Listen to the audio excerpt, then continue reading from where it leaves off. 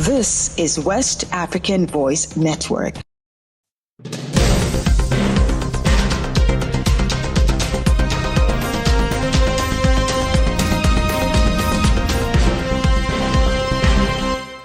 Hello and welcome to Newswave on West African Voice Network. I am Suleiman Kabore. We begin the bulletin in Ghana as the country unveils 2025 budget to drive economic recovery and stability. The Ghanaian government is taking decisive steps to reset the country's economy, focusing on inflation control, debt management, infrastructural development, and social intervention programs in its 2025 budget. Finance Minister Dr. Kasil Atu-Fosun, while presenting the 2025 budget statement and economic policy to Parliament on Tuesday, assured that the budget will introduce comprehensive measures to stabilize prices and the exchange rate. Additionally, it aims to address key concerns raised by businesses and traders. The budget presentation outlined the government's fiscal plans and priorities for the year ahead, emphasizing economic recovery, job creation, and sustainable development. Furthermore, the statement highlighted revenue generation strategies and expenditure allocations designed to stabilize the economy and improve the livelihoods of Ghanaians.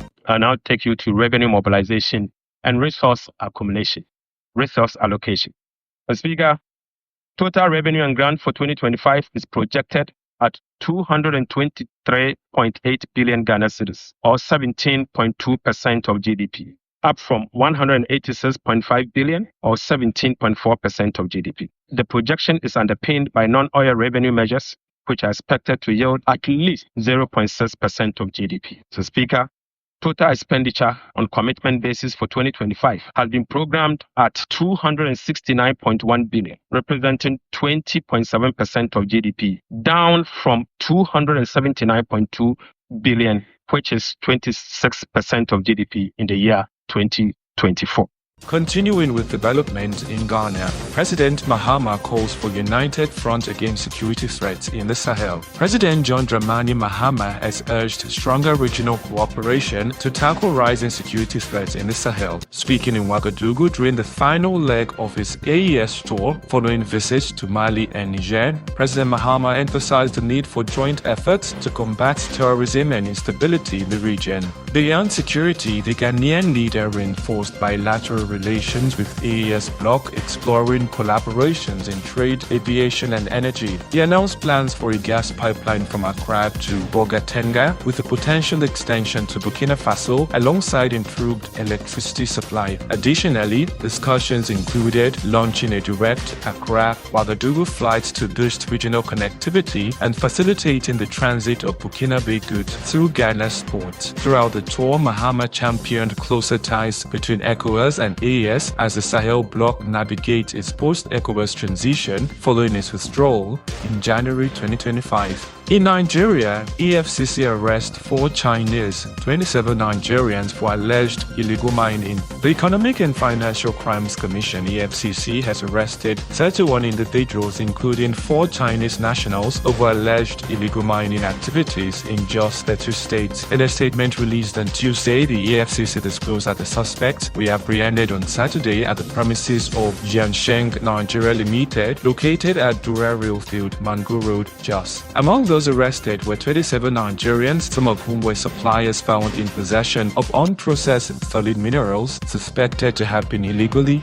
mined. During the operation, EFCC operatives recovered exhibits including a truck loaded with 8 bags of processed monazite weighing 1,000 kg. Each bag is estimated to be worth 4 million naira. The anti-graft agency stated that investigations are ongoing and that the suspects will be charged to court upon conclusion of the probe. We head now to Cote d'Ivoire, where opposition forms alliance ahead of presidential election. A new opposition coalition is taking shape ahead of the country's presidential election in October, aiming to challenge President Alassane Ouattara's ruling party. The Coalition for a Peaceful Alternation, comprising dozens of opposition parties, seeks electoral reforms and a shift in the country's political balance. Key members include the Democratic Party of Ivory Coast (PDCI), the Movement of Capable Generations (MGC), EFCC, led by former First Lady Simone Gbagbo, and COGEP, the party of former youth leader Charles Blé Goudé. However, a notable absence from the coalition is former President Laurent Gbagbo's party, raising concerns over opposition unity. With three main opposition blocs in play, a divided vote could benefit the ruling party unless a new alliance expands its support. Political analysts suggest the ruling party could face a tough battle if the election heads to a second round. As campaigning intensifies, the key question remains: can the opposition coalition make a decisive impact on the race? And to other news beyond West Africa, Uganda deploys special forces to South Sudan amid growing fears of civil war. Uganda has sent special forces to South Sudan as concerns mount over the country's escalating tensions and the potential for renewed civil war. Kampala's military chief confirmed on Tuesday that troops had been deployed to secure Juba, South Sudan's capital, as the fragile power-sharing arrangement between President Salva Kiir and First Vice President Riek Machar appears to be unraveling. Recent clashes have highlighted fears of a broader conflict. Uganda military commander Muhoozi Kainerugaba stated on social media that special forces had entered Juba 2 days prior, emphasizing Uganda's support for Kiir. It remains unclear how long the Ugandan troops will remain in Juba or whether their deployment was requested by Kiir's government. In recent days, periodic fighting has erupted across South Sudan, including in Nasir, where clashes between government forces and the White Army